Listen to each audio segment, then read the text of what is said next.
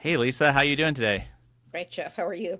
Amazing. And super happy to have you on and to chat about sales and your experience. Thank you. Nice to be here. Amazing. So could you start off by just by introducing yourself and what you're working on? Sure. So I'm Lisa Welch. I currently run the sales organization for a company called Imagix, and we are an image optimization and delivery platform, basically serving, optimized real-time images as quickly as rapidly as possible. Very cool. What is your sales motion for your company? Well, we've got two. I mean, we've got a PLG side of the business, so PLG product-led growth, and we've got an SLG side, which is sales-led growth. We have an outbound, an SDR team, so we do some inbound requests, and then we have an outbound motion. The interesting thing about the PLG side of the house is it's a great feeder, if you will, for the sales team. So the nice thing about it is that it's a frictionless way for folks to be able to trial the product, get their hands dirty, not have to talk to a salesperson or anything, and then grow organically or adopt the product as as they would like to. And then eventually, once they get to a certain size or a certain amount of usage, then we work with them to get them into an enterprise deal or a contract relationship. Very cool. And so tell us a little bit more. How does the conversation usually go from someone trying the product to talking to sales? Is it like hand raisers? Are you doing kind of an outbound? Tell us a little There's bit a more little about bit of both. So, because there are limits, like we have various offerings, with we price our solution on origin images. So the nice thing about that is you can do as many renders or transformations as you'd like. It's unlimited. that. And so we just basically, count each image on a monthly basis, and then the world is your oyster. So there are limits. So part of our offerings are up to, the free version is you can manage 1,000 images. Then you go to, it's kind of scales up from there. But once you hit 25 or 50,000 origin images per month, we won't, that's the limit for the self-serve environment, if you will. And so Right. there are people who will surpass 50,000 origin images and they need more capacity, and then they'll raise their hand and say, hey, we're at our limits. We need a larger contract in essence. That's one. The other is that we do monitor our self-serve users. So if we find that they're going over their limits on a consistent basis, we are pretty forgiving. We like to work with our customers, but if we find that they're going over their limits on a consistent basis, then we will reach out and say, hey, at a certain point in time, we're going to cap your renders at the limit of your license in essence. Then Right. Okay. That's interesting. So there's these natural barriers in the product that people hit, even when they're on a paid plan through PLG, that they correct. have to talk to sales in order to get to the next level, essentially. Correct. There is also an edition that we sell called the Advanced Edition, which offers AI functionality and AI features. So things like background removal and super resolution and some animation, some video, etc. And in order to get those features, you do need to have a contract or a premium plan with us, and that's when you'll have to interact with a salesperson. I like it. Very, very interesting. Curious. Tell us a little about your team, like its size and kind of what roles you have on the team. Sure. So I run the entire sales organization. I've got five AEs, so non-current customer folks. I've got another five account managers who manage our current customers and do the renewals and growth. I have a director he manages the account manager team. I directly manage the account executives. I've got an SE, I've got two BDRs, I have a regional manager for Japan. We actually have a significant business in Japan. And Okay. I've got a sales enablement manager who's terrific. I've worked with her previously and she's terrific. So that's what the team looks like today. I see. Yeah. So you've got all the folks, all the go-to-market folks. I love that, Yeah. and that's a good segue into what I was excited to talk to you about. Is you talk a lot about the importance of having integrated go-to-market um, and collaborative cross-functional GTM. Just curious, like, what does that mean to you, and why do you think it's so important? Yeah. So first of all, I think everybody has to be rowing in the same direction. So the critical thing to having successful, go-to-market strategy is that you have to have common goals. Right. And if it's generally what I have found works the best and what we align ourselves with here is the sales number, the sales goal. So everybody is rowing towards making sure that the sales goal is met. That includes marketing, that includes product, that includes, sales enablement, best practices, etc. But you have to have a Hmm. common goal. We had a saying when I was at Exactly is marketing can't be green if sales is red. Okay. Yeah. Yeah. If sales is Huh. not making the number or missing the number and marketing is in the green because they're hitting all of their KPIs or their goals, et cetera, something is wrong. So there's a misalignment of goals in essence, and we have to be in lockstep on that. How do you how do you at your current company kind of enforce that alignment and that collaboration? I assume you just mentioned like there's another head of marketing and Yes. they're a peer to you. Yeah. Yeah. So we first of all we worked together previously. So we know Oh, that's great. Yeah. it is terrific. And we know we have a similar viewpoint, just a common view of the way sales and marketing needs to work together. Especially in today's day and age, as everybody knows, customers are, pick a number, anywhere from 50 to 70% through a sales cycle nowadays before they even reach out to you or before they even want to talk to a Mm, salesperson. With all of the digital information out there, all of the networking, all of the information available, customers self-select when they want to speak to somebody, or I mean, basically they're, right. like I said, a long way through a sales process before they reach out. So that's where marketing becomes critically important and has to do the selling in essence for you or for a salesperson before we even talk to a Right. prospect or a customer. And so, there's that alignment that actually works, the education piece, the value piece, the ROI piece, the case studies, all of the meaningful and salient information that somebody who's doing research on a product or solution is going to look at before they come to you. And Right. so Right. that's the first kind of alignment. And look, we just have a pretty open level of communication so that we're always in sync about what the numbers are, what the conversion rates are, what the MQL pool looks like, what does the inbound versus outbound pipeline development, metrics look like, and we work on those on a weekly basis. So that's really really interesting. Where do you think the misalignment in your experience usually happens when it does? Well, when there's not a direct tie to revenue or, or measurable revenue impact or, the ability to measure a revenue piece. When that's disconnected from marketing's goals, then things kind of fall off the rails. Like I said, marketing can't be I green see. and sales be red.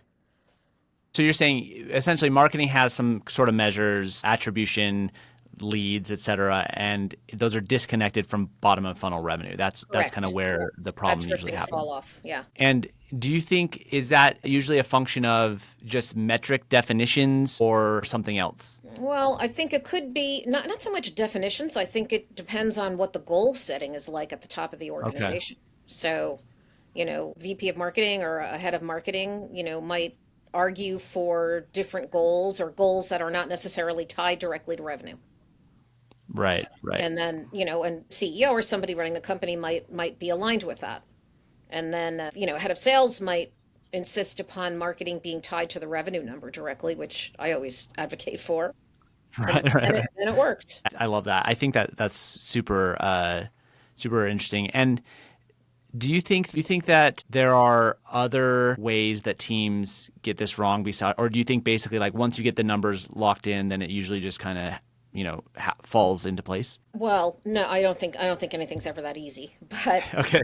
I do think it starts there. Right. I That's the think you have to foundation. have I do think you have to have a team that's collaborative though. I mean that wants to communicate, that is open to ideas, that seeks feedback. Our marketing team will come to me and my sales team and basically say, what is it that you need? What do you need? Because marketing views sales as their primary customer, which is another great way to align on Right. GTM. Right. So, my VP will say, no, you are my customer, basically, fundamentally. So, what do you need in order to be successful? Do you need more case studies? We needed an ROI calculator. So Right. marketing helped build an ROI calculator, and is the author and basically the trainer, if you will, of how to optimize the ROI calculator, how to translate whatever the outcome is, to a prospect or a customer. That's helpful. Yeah, that makes a lot of sense. I love your insights there. I I'm curious, like in your current role, you've got a big team, a growing company, kind of some different motions. What are the main things you're trying to figure out like right now as a Churn. sales manager, We're sales trying to leader? manage churn. Okay, interesting. And it sounds like you have account managers on your team, so you're responsible for churn. Yes, I am. All right. Yeah. Do you kind of split churn between churn of accounts that are sold accounts versus product upgraded accounts? Well, I mean, we manage churn based on NRR, so net revenue retention. Right. So if we're, if churn outweighs upsells, then we're in the negative. That's really bad. And so if we lose a customer, if we lose a few customers, which is inevitable, Right. are we selling, are we making up that hole, if you will, by upselling or expanding into other accounts? And so NRR is how we're gold. I love NRR. That's the number one metric at Grain, our company also. Yeah. So for those not, I imagine most people listening are aware, but for those not familiar, NRR is basically churn that takes into account also upgrades, and it's the net difference between upgrades and churn. Yep. So how do you just, this is getting in the weeds on NRR, but I'm curious, do you measure NRR as like trailing 12 months, or do you have multiple looks at it? How do you measure and actually on a day-to-day basis kind of operationalize it? Well, it's I guess it would be trailing 12 months, and we manage it on a quarterly basis. Okay. So we're looking at quarterly goals, and we're looking at the quarterly book of business because we generally manage annual contracts. So most of our book of business is up for renewal every year. So we Okay. went, we just split it up and manage it on a quarterly basis and try to get in front of it. What have you found from an NRR perspective to be the most high leverage interactions or motions you've been doing? You mentioned you have account managers that are doing upgrades. Yep. What other things have you found to be particularly helpful in pushing the needle on NRR? Account reviews generally, it's Okay. not doing account reviews at least twice a year. Most customers, they don't want to do quarterly. Sometimes it seems to be, too much. It also depends on what you're selling, what the solution is, but we try to Totally. get in front of customers at least twice a year, and certainly before the renewal is happening. Previously, I mean, before I started, there was not a lot of communication before a renewal was coming up, and that's a recipe for disaster because you have no idea, what you're going to be met with, how Right. happy the customer Right. is, what problems they have, etc. So that's one.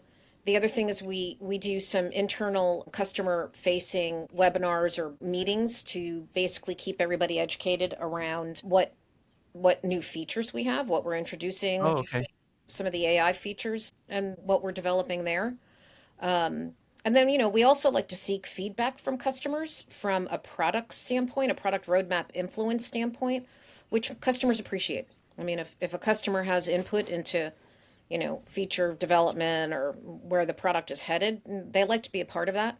And that generally helps us to manage churn, or to at least get in front of it. How often are you doing these? I love this idea of these feature, like product education, upgrade webinars. Is this a quarterly Once a ritual? quarter, yeah. The goal is once a quarter, yeah. And do you primarily just market that to your existing customer base, or do you also kind of invite the market We outside of your do customer invite the base? market as well. I mean, primarily it's existing customer base, but if there are prospects or, folks in the pipeline that obviously many of them are interested in what the new features are or what they have to look forward to, we'd love to have them join. I love that. It sounds like a really, really great practice. Yeah, it's been good. What's your shifting gears a little bit, just kind of getting more on kind of the personal leadership side? What's your approach to coaching your team and helping them grow? Lots of, like I said before, I have a great enablement manager. She's just terrific. And so we do lots and lots of regular meetings, lots of call reviews, lots of gong reviews, Mm. and lots of coaching sessions. I find the biggest area of development, and this has been typical of every company I've joined, is discovery. As like Reps the biggest area to improve. reps just don't ever do enough discovery. They don't. They never, Amen to that. no matter how senior they are, no matter how many, years they've done it, no matter, there's just never enough discovery. Peeling back the onion and peeling back the onion and peeling back the onion. There's never enough. And so that's probably the one area that we spend the most time on is how do we get the best we can possibly be on discovery. Because if you do that well, a sales cycle should you should be able to control the sales cycle and Hmm. know whether or not, you have a chance of winning or you're gonna win. And when you don't, you're clueless and your win rates go way down. Why do you think that is? Because I agree with you, but why do you think that is the case that there's never enough discovery? What's the cause of that? Because, I mean, without being, insulting or anything, I think there's a few reasons why. It's human nature, right? One is Right. salespeople, for the most part, love to talk. I don't know why, but they do. And they think that the most important thing is to tell a customer something Mm, versus finding out what's really important to the customer and what the impact of that is.